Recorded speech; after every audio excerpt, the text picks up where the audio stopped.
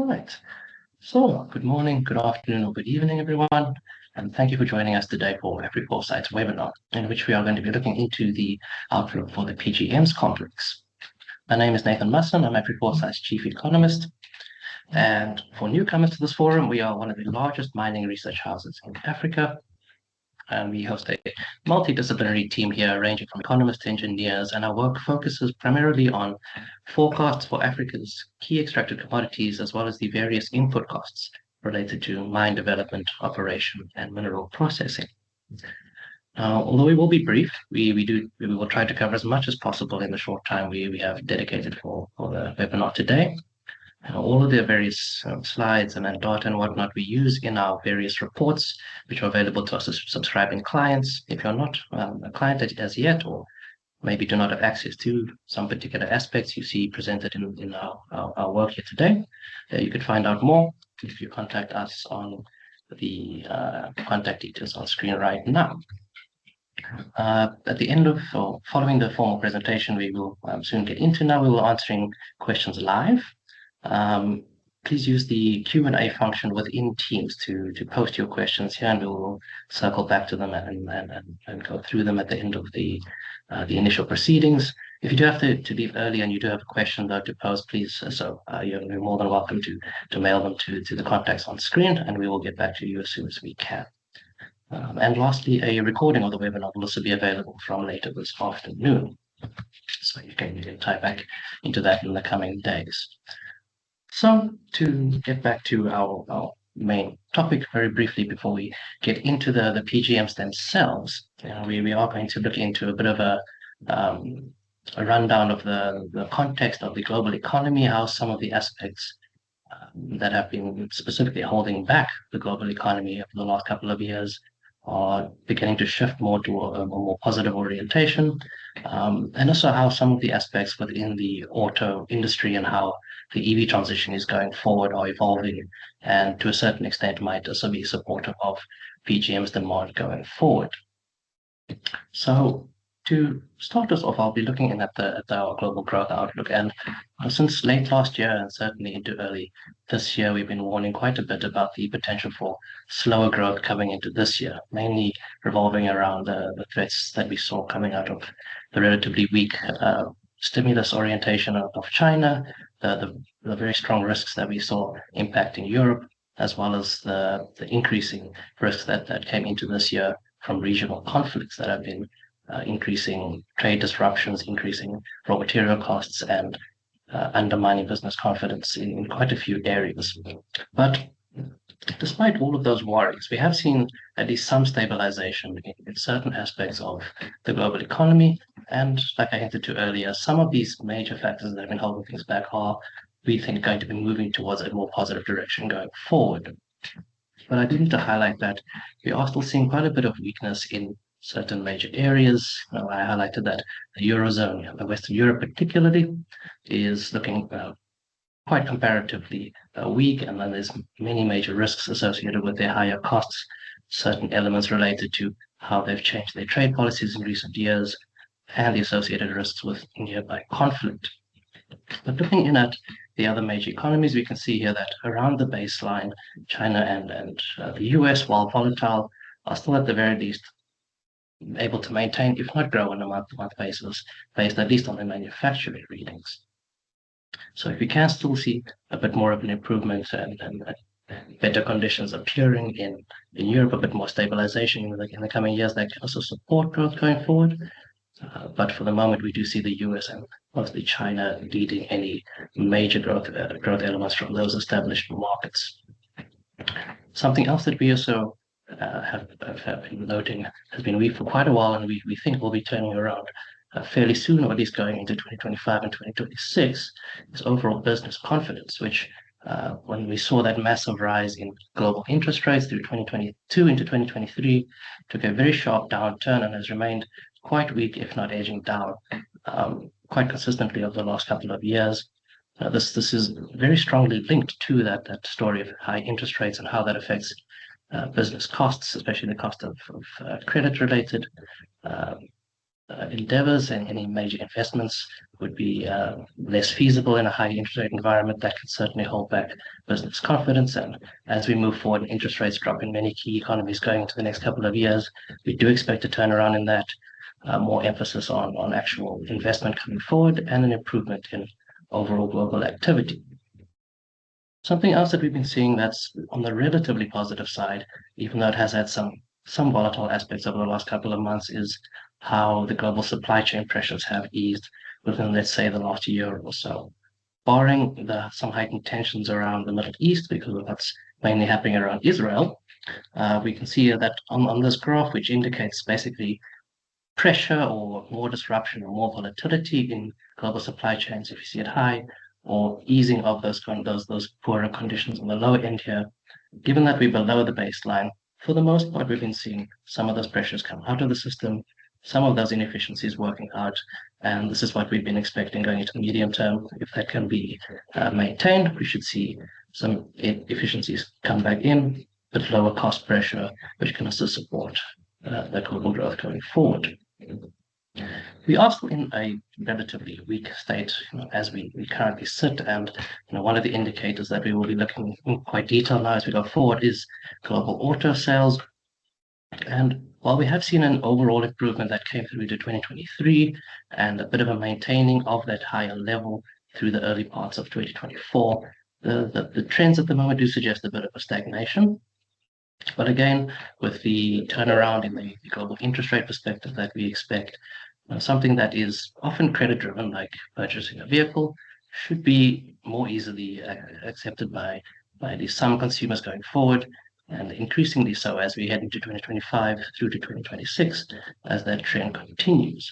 So one of the major factors that we think is holding back overall demand and plaguing one of the major sectors holding back PGMs does look like it's one of its fundamental constraints should be easing going forward, and we take that as a relatively positive sign. But there are other factors also supporting our views here. To round off the global expectation, while you can see here that our growth rates going forward only edge up slowly and most likely are going to remain below pre-COVID averages for the near term as we get beyond this current high interest rate environment and the struggles of still trying to get through how severe some of the constraints and inflation has been over recent years. We do see growth rates picking up as we go through 2025-26 into the medium term. The regional constraints, while we cannot necessarily say that Ukraine will resolve definitively by early next year, or that the tensions around Middle East will significantly decrease, if they don't particularly worsen, we do expect that those constraints can be worked around increasingly over time, as does seem to be indicated by the current measures of volatility in those sectors. And again, a key theme that we're going to touch on here is what happens in the green economy transition as we're going forward. Now, specifically battery electrics and some of those higher end focus developments are a threat to the PGMs, but we're seeing evolving trends in those developments and more of a combined approach that seems to be coming forward that should be supportive of PGM demand, at least in the near to medium term. And while there are still risks that the overall demand space as we move into the very long term could be smaller and might need to be justified only by a slight decrease in the actual supply side, the overall our analysis shows that overall a lot of the major producers, at least on the mine side, are relatively stable on the basic mine operations. And at this point, the very big risk is any potential big capital investment, which does hold back any potential growth. But maintaining of the sector is quite vital for South Africa. It's, looking at the labor stats for the first quarter of this year, the PGM sector still accounted for just over 40% of all earnings that were paid into South Africa's mining resource sector. So, but a lot of people working, a lot of money being earned still, even with all the constraints. And the comparative markets do have some risks of their own. Now, there aren't very many PGM producers in the world. North America does have a few potentials, but they're on the relatively costly side. outside of Zimbabwe next door to us. There's only really Russia that's of any genuine significance. And depending on how the geopolitical tensions go in the future, they might also have to hold back on operations or potentially defer their growth options. So, comparatively speaking, in a certain way, there's a strategic benefit to looking at South Africa into the future, even if some of the demand stream might not be quite as strong. And there may still be some need for consolidation going forward in the industry. But let's dig a bit deeper into the uh, auto market breakdown, how we see things like EVs and hybrids developing as we move into the next 5 to 10 years.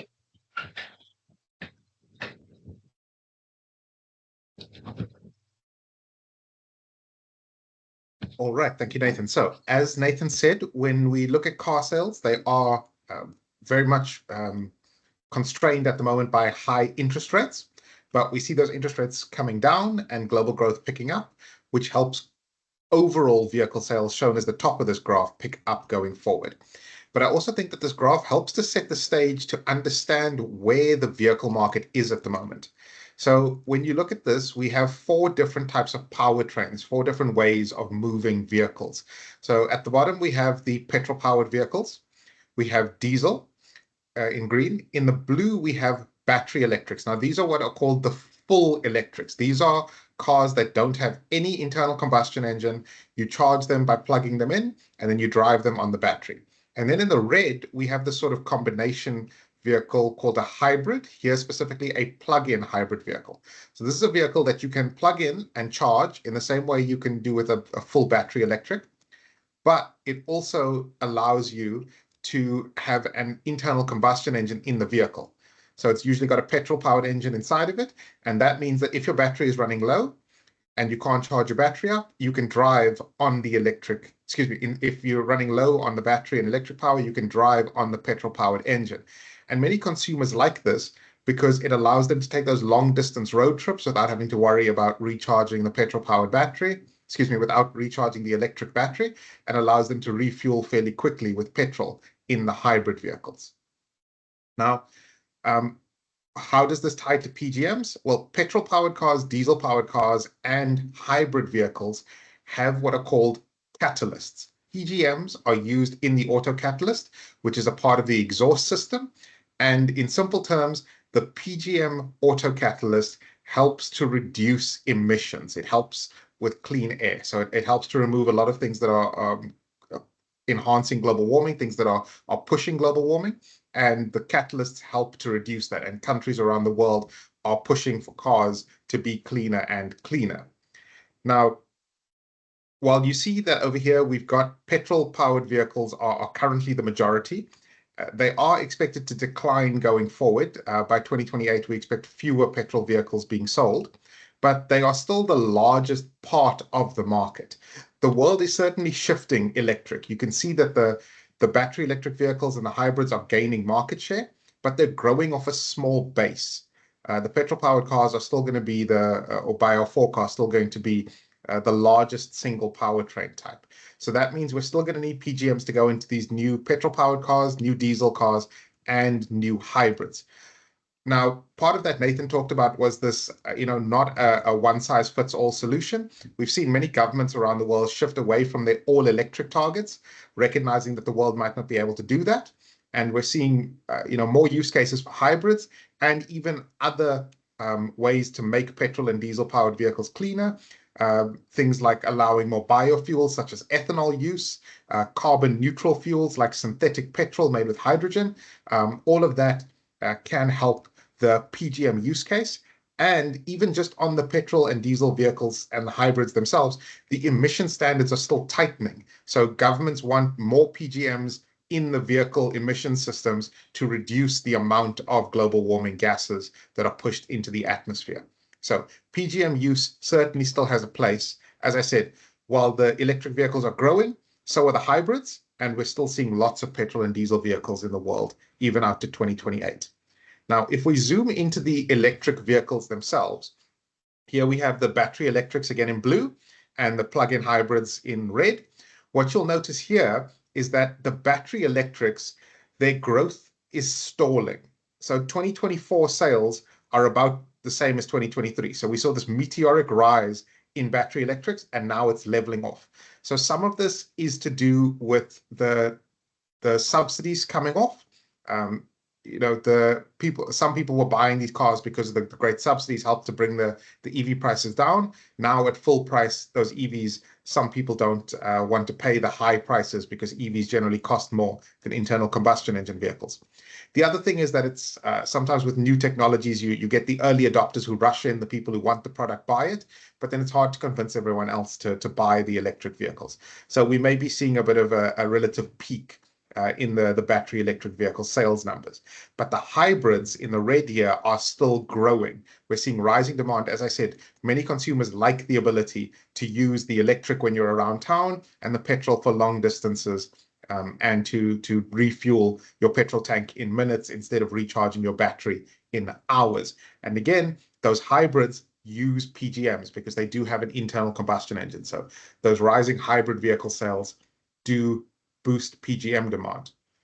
When we look at who's buying electric vehicles, you see very different numbers in different regions. So you see China in the red over here, that's where most EVs are sold. Whereas in the West, such as Europe and the USA, fewer EVs sold. Now, for China, their automakers are really pushing EVs. Many Chinese automakers have integrated plants where they produce the battery packs and even the battery materials that go into the battery packs and the cars themselves. So it gives China a major cost advantage when it comes to producing electric vehicles. For China as a country, the EVs can also help them with their energy supply, because instead of importing oil to make petrol, with China being a major oil importer, they can use domestic energy sources such as hydropower and coal to power their electric vehicle fleet. So EVs have already gained a significant foothold in China, and Chinese automakers have pushed the EVs hard at home and are now trying to gain a foothold outside of China. And inside of China, they've already driven down the price level on small Chinese EVs to be cheaper in China than similarly sized internal combustion engine vehicles in China. Now, the West is concerned about this movement of Chinese EVs into Western markets, and we've seen the US, the EU, Canada tariff and consider additional tariffs on imports of Chinese vehicles because they're concerned about Western car makers not being able to compete with these lower priced Chinese EVs. But as the Western markets do that, as Western governments restrict the flow of Chinese EVs into their markets, that does slow the uptake of EVs in the West. And again, probably sees China selling more of their EVs in the Chinese domestic market. But that can again see people choosing to buy hybrids and petrol and diesel cars, which again do use PGMs. And we're seeing rising PGM loadings in cars as emission standards continue to tighten going forward. So now to take you through the PGM specifically, I'll hand you over to Kirsi.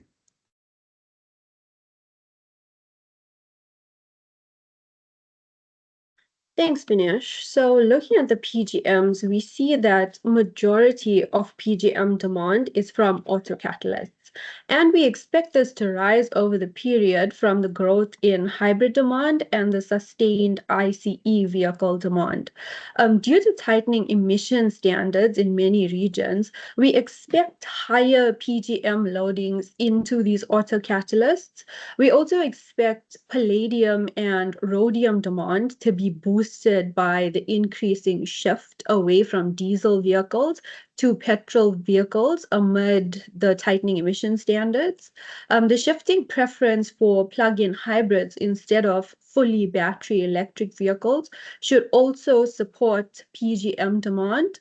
Many automakers such as Hyundai, Toyota, and Stellantis are increasing their hybrid model lineups and are also testing biofuels and synthetic fuels in their engines.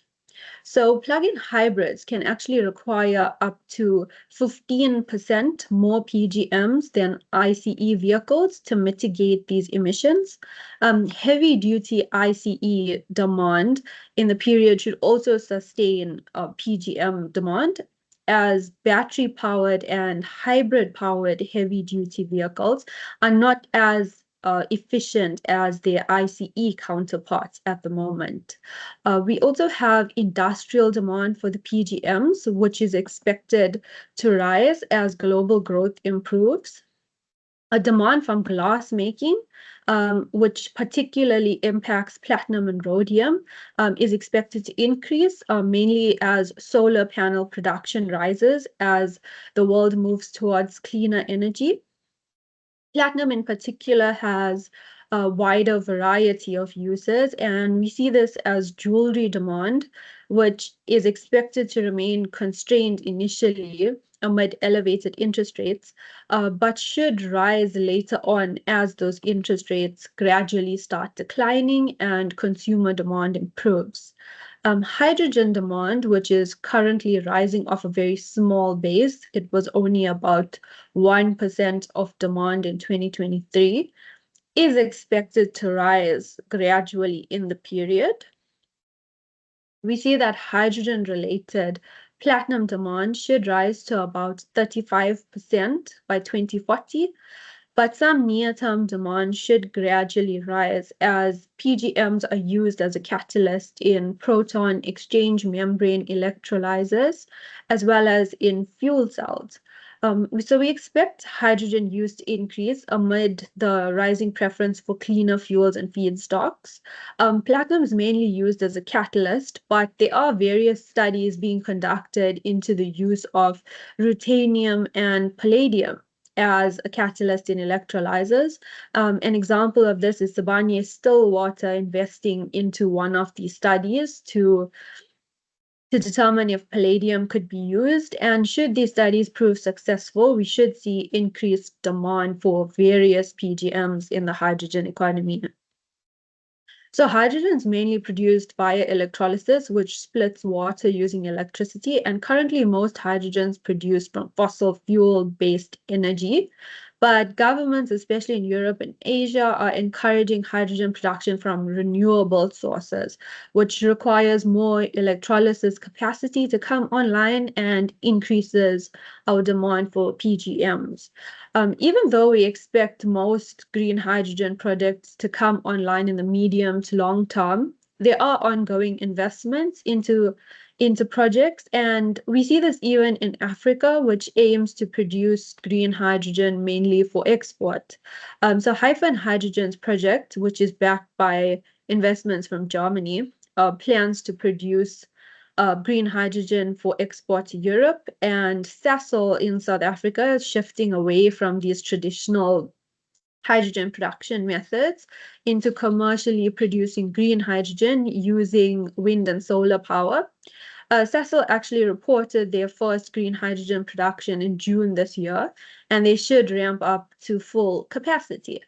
As we expect this PGM demand to rise and place upwards pressure on prices, we also expect some initial upwards price pressure from supply constraints. And in 2024, we expect supply to decline. This is mainly from South Africa, Russia, and the US. In early 2024, the low PGM prices impacted profitability of many PGM miners, which resulted in producers implementing cost-cutting measures. So South Africa is a major producer, producing about 70% of platinum, over 80% of rhodium, and we're second to Russia with 38% of palladium production. And in South Africa, we expect the 2024 supply to decline because major miners like Sibanye-Stillwater, Impala Platinum, and Anglo American Platinum deferred their investments and put their expansion plans on hold. Amplats also put their Mortimer smelter on care and maintenance in effort to reduce their operating costs. South Africa also has other supply constraints, such as high operating costs, as most operations are underground, and as we expect labor and electricity prices to increase. Electricity cable theft is also a problem that miners still face, despite governments' efforts to deter it. And at some South African mines, we see lower ore grades and geotechnical challenges at some mine shafts, which are reaching the end of their life. However, from 2025, we expect SA production to continue on a rising trend as we expect prices to increase amid improving demand, which should incentivize more production, and as mines that are currently in development should also continue with their plans. Russia, which is the largest palladium producer, their supply should remain sideways throughout the period, as Russia's biggest producer, Nornickel, has been struggling to complete their smelter maintenance due to difficulty in importing parts, as some of the equipment suppliers had self-sanctioned against Russia due to their conflict with Ukraine. So supply from Russia should remain sideways throughout the period. And US supply, which is a smaller portion of supply, and they're mainly palladium dominant, should decline over the period as Sibanye-Stillwater plans to put its Stillwater West mine on care and maintenance and cut its 2025 production guidance by 44% compared to 2024 levels. Sibanye also deferred spending on its Stillwater East Boulder mine in effort to cut costs. And more on these cost-cutting measures, here we look at the cost curve for PGM mining companies, where the y-axis is EBITDA costs in US dollars per kilo ounce of 6E PGMs, and the x-axis shows 6E production, and the orange line is our average 6E PGM basket price for the second half of 2023. So this graph shows that at the mine level, the main PGM producing companies were cash positive, as operational costs were lower than the PGM basket price. But the PGM basket price in the first half of 2024 was lower compared to the second half of 2023. And these rising operational costs and lower basket prices led many miners to put in place measures to cut their operational costs. So these measures aimed to improve the miners' operational level profitability. So in the first half of 2024, despite concerns over PGM price levels, the operational margins are still positive for some miners, such as Amplats and Sibanye. But despite this operational profitability, PGM miners have some of the highest capital costs, and this would make it difficult to build an investment case for greenfield PGM mine development. But due to supply concerns, as miners placed smelters on care and maintenance and suspended expansion plans, some PGMs like platinum are expected to be in a supply deficit in 2024. And amid these high operational costs at US and Canadian mines, and also the shifting preference away from using Russian metals, we should expect some sustained development in South African PGM mines to meet that rising PGM demand. And we see this as some mines in development are continuing with their production plans, like Sizwe's Bakobang mine that aims to increase their mine and processing plant capacity by 2026. Just this month, they appointed a contractor to start work on their concentrator.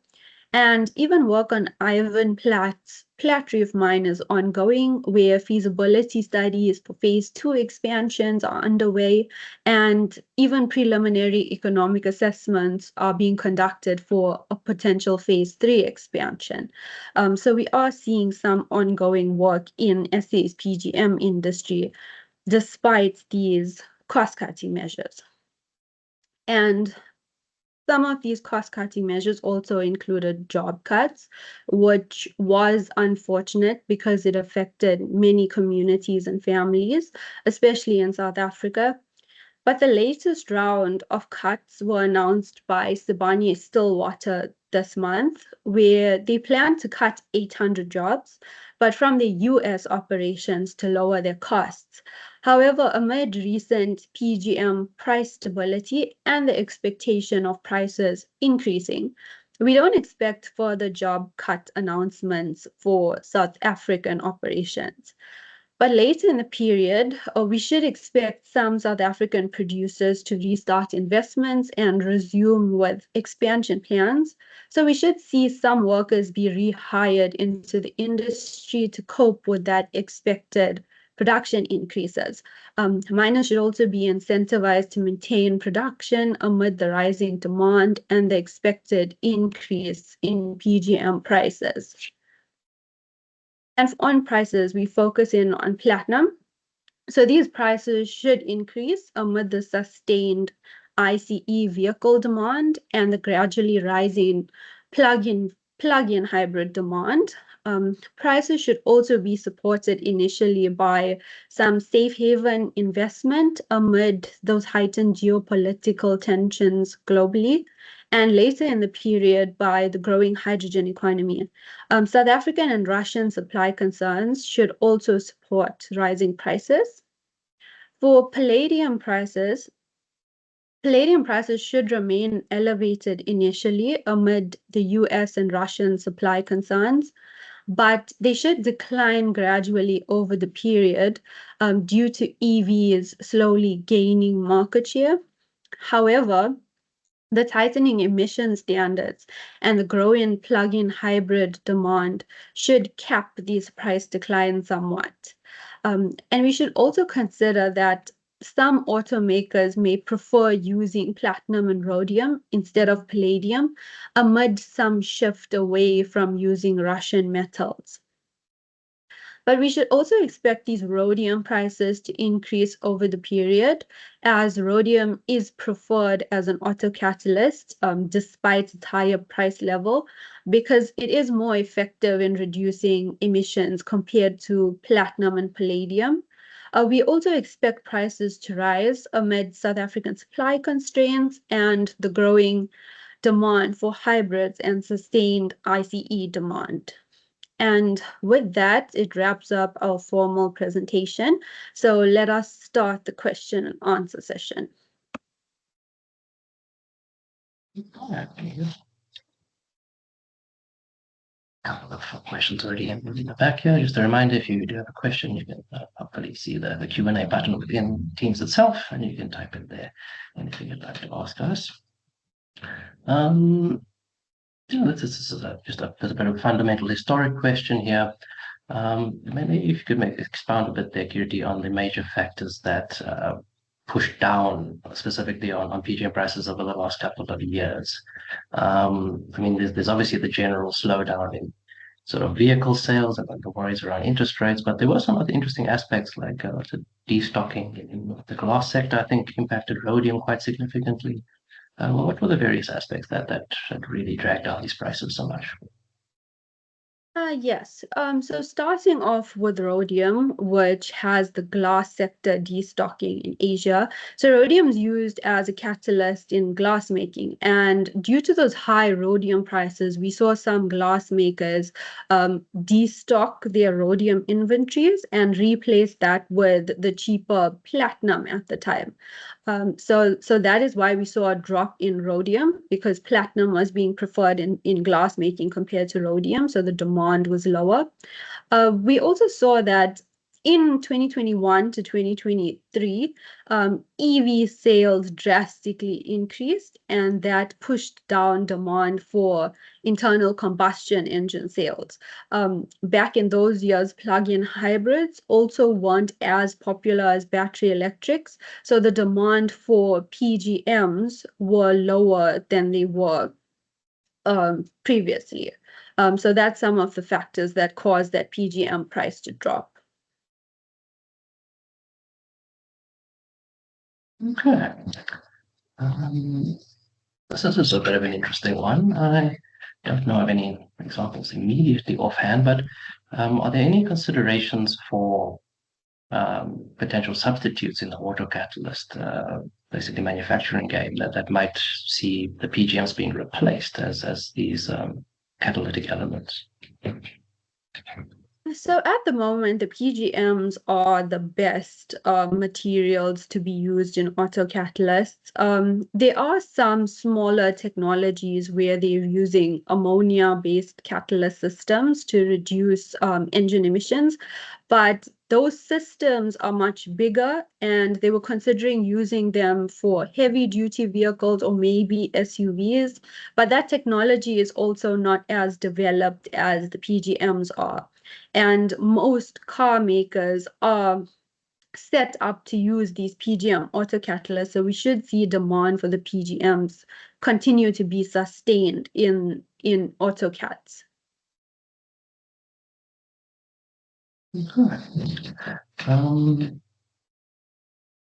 This question revolves around the idea of the various engine technologies and the types of vehicles that we were discussing earlier. So the moving away from EVs potentially to a certain degree, or that slowing down, or the reconsideration of the mix and whatnot. Do you have maybe a bit more clarity to add on how you see that directly impacting the PGMs?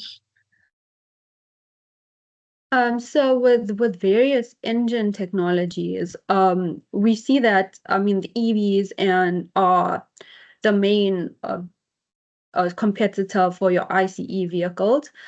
With hydrogen technology actually supports PGM use because those fuel cells used in vehicles need your PGM catalysts, particularly platinum. So we should see PGM still be used in hydrogen vehicles, but we are seeing that slow down in the shift towards EVs.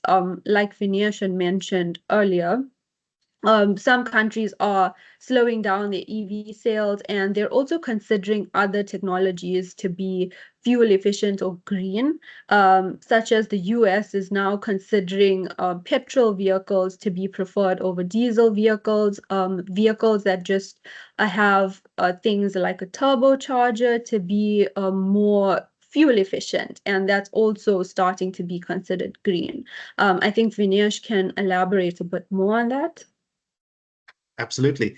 So again, this points to there isn't a one size fits all solution. Many governments have come to realize the idea of making 80 or 90 million battery electric vehicles in the world might not be possible. So there's a shift to other things. And the argument, like Kirti talks about with the turbochargers, is a smaller petrol engine with a turbocharger can use less fuel and put fewer emissions into the air than a big petrol-powered engine. So there is still an improvement for global emissions if you move to smaller turbocharged engines. Similarly, if we move to more biofuel use, so the US has moved to allow more ethanol in their petrol. The idea being that ethanol is a renewable fuel. It comes from crops like maize or sugar. So as we allow for more of that, that is still green, even if it's not electric. I think that's one of the big things we've seen in the last year or two, is that the push for greener vehicles doesn't have to mean only battery electrics. It can be cleaner petrol-powered cars, hybrids, hydrogen, and battery electrics. All of those things can be done, and the combination of them can get us to greener transport. Thank you very much.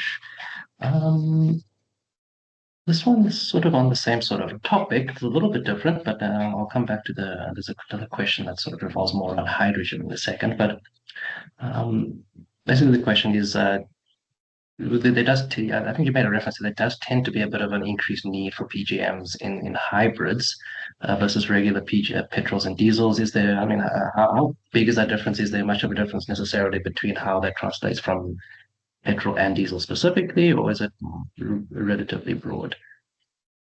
So with diesel vehicles, we've been seeing a decline in diesel passenger vehicle sale.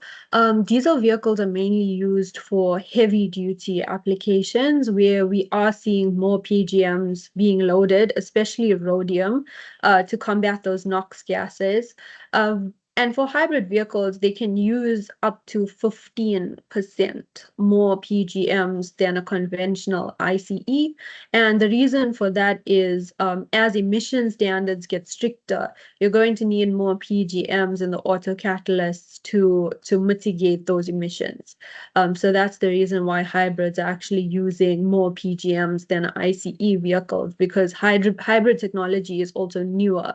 A lot of ICE vehicle models have were being produced for the past couple years, whereas hybrids are something that's new, and automakers are still focusing on their development. We also see some automakers slow down their ICE production, where they're not focusing on making new ICE models. So if we do see higher loadings into autocatalysts, it's going to go into the newer vehicles being made, which are your hybrids. Thank you very much. Okay, so cycle back to that hydrogen-related question. It's pretty focused in the medium term, which for us basically caps out around the 5-year or so mark from where we currently sit. But how much do you think there might be an effect of that rising electrolyzer demand on the PGMs within that maybe 5-year or so period? It's definitely growing, but in proportionate terms, I think you said was what 1% last year. But where might we be in, let's say, 5 years? Yeah, so we're expecting to rise to about 5 to 6% of demand in 5 years. Initially, we're expecting the growth in the hydrogen economy to be slow because of logistics challenges. It's difficult to move hydrogen around because it needs high pressures and low temperatures, which are energy intensive. So we are expecting a gradual hydrogen economy growth initially, and then that should ramp up. But we also see PGMs being used into proton exchange membrane electrolyzers, which is currently about 20% of the electrolyzer market share. But we do expect that market share to grow as well, because PEM electrolyzers are smaller, a bit more compact, lighter weight, and a bit more efficient. So we should see it being preferred in some applications, whether that's industrial or mobile.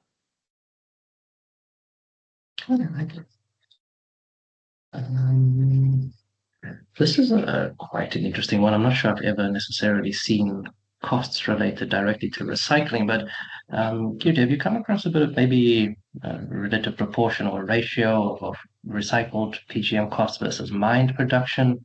I don't necessarily think that I've seen financials around the recycling directly, but do you have something maybe on hand? Yeah, so again, no direct financials on the cost side of it, but I do know Sibanye Stillwater reports on recycling, especially at the US operations where they recycle auto catalysts. And the cost of recycling is slightly lower than mining PGMs. However, the issue that they've been having with their recycling is that there have been fewer cars scrapped in recent years. So there's lower output from their recycled operations, which due to a lower scale of production, it's been reduced. I mean, it's been pushing up recycling costs in recent years. And with this whole EV transition, we should just see lower and lower amounts of auto catalysts being recycled. Interesting. Very, very interesting. Okay. Do you think we have some more questions on this side? Let's see. I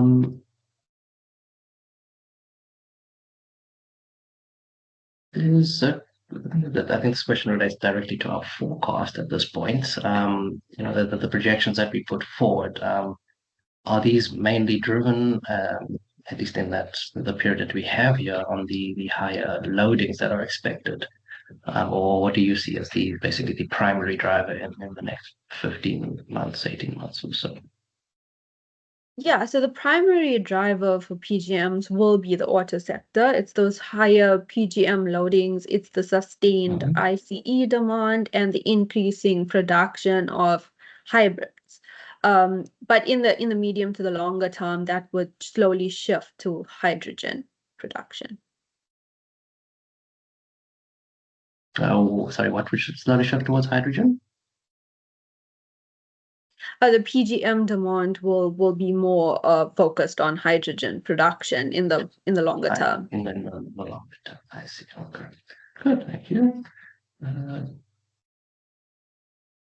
This is again a very interesting question. Do you have any potential projections for EV adoption in the global south, potentially? We obviously have those strong indications for the key markets, and then China itself is theoretically in that grouping. But barring China, what sort of rates do you see of EV uptake? I would think at first in the medium term, and then maybe a little longer term. Oh yeah, so EV adoption, we are seeing a mixed bag of per region. So if we focus on Africa, we should see ICEs be sustained and probably maintain the most dominant market share, with some hybrid sales rising towards the end of the period, but we should see very, very low battery electric adoption in Africa.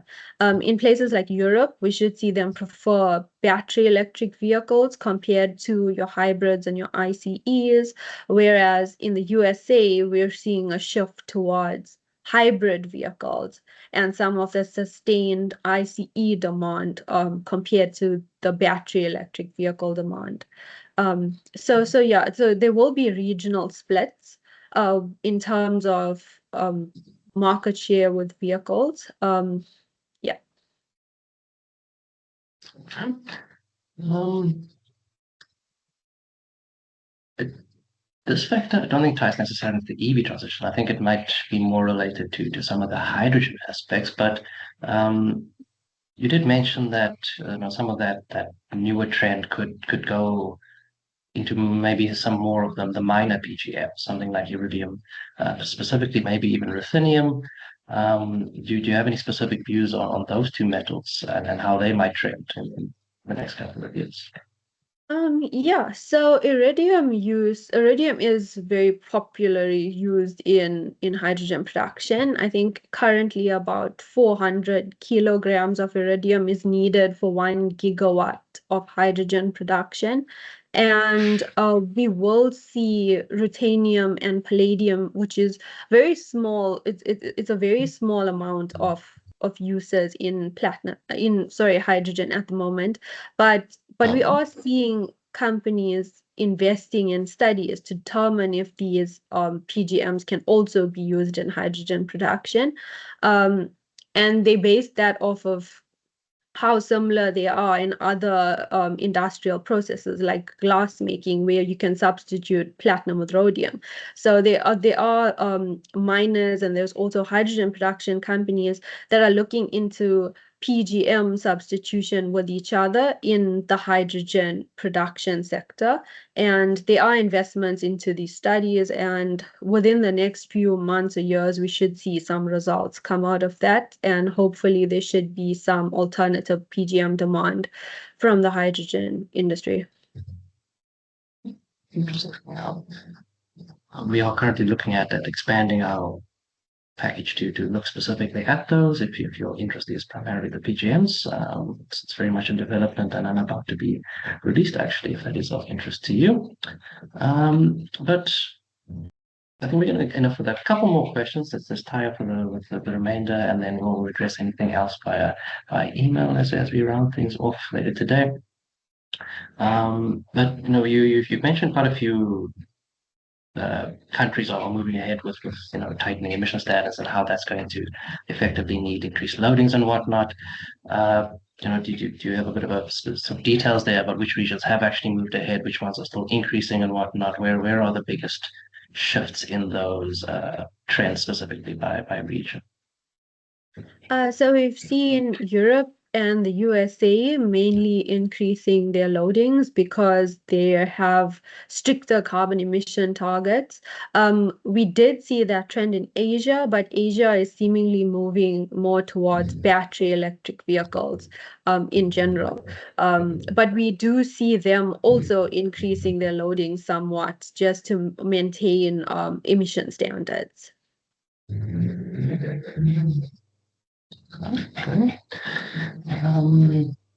Okay, we have two final questions that could be a bit lengthier. Hopefully, they don't drag us beyond the 12-minute mark, but I think let's address them. They are quite interesting. Now, given the specific challenge that Sibanye is having in the US, how realistic is it for potential people who are potentially trying to avoid Russian supply to actually do so in as we go forward? Is there really a viability to avoid Russia? I mean, the Western governments, as far as I understand it, have effectively left the sector alone. It's the companies worried about potential sanctions that are keeping themselves out of the business. So, how do you see that playing out? I do think it's a strategic risk, of course. What do you see there? Yeah, so firstly, to address Sibany's US operations, they are a higher cost miner, and that is why they've been facing operational challenges recently and planned to put one of their two mines on care and maintenance. But in terms of completely replacing palladium supply from Russia, that probably won't be possible because even with South African supply, if we have to ramp up, we're still only the second biggest producer, and Russia's palladium production is about 40% of the global supply. So no country has yet put up a tariff or an outright ban on Russian PGMs in general. Like we even see that the US is still continuously importing rhodium from Russia for their auto catalysts. So I don't think we'd see any sort of tariff or ban against Russian PGMs at least. But we did see that move into their copper and aluminium and other metals, which Russia is not one of the biggest producer for. But I would still think the world would very much still need Russia for the PGM production. Yes, thank you. And then just to lastly tie up with a bit more of an open question here. Turning back to the EV and the battery ideas, battery storage technology is continuously improving, and there are movements and there's a general tendency for some of the newer EVs to be able to get longer distances, maybe fewer recharges needed. How soon do you think it might be before EV ranges can actually be comparable to ICE ranges? And be more viable in just that direct transport capability rather than maybe even the cost and energy related requirements. Yeah, so for higher end EVs, we do see some of their battery ranges already become comparable to ICE ranges. We've had news out of China recently where their lithium iron phosphate batteries can reach up to 1,000 kilometers on a single charge. So that's a very good range for a battery electric vehicle. We're also seeing those charging times decrease. Battery makers are continuously trying to improve the efficiency of their charging and lower the charging time just to make consumers' lives a bit more convenient. And we are seeing battery makers effectively improve their range, even on cheaper EV models where the ranges are a bit lower, usually around 400 kilometers on average. They're still pretty decent compared to the cheaper batteries that are made, and those are lithium ion batteries. However, there are some sodium batteries entering the market, which is a newer sort of battery technology and is mainly dominant in China. But their ranges are much lower. A range on a single charge is about 250 kilometers, which is a much smaller range, and it's used mainly for like short distance driving.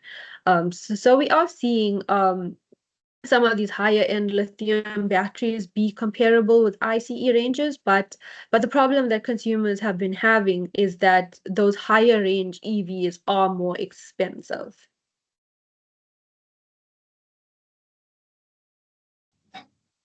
Okay, thank you very much. Lots of interesting aspects here.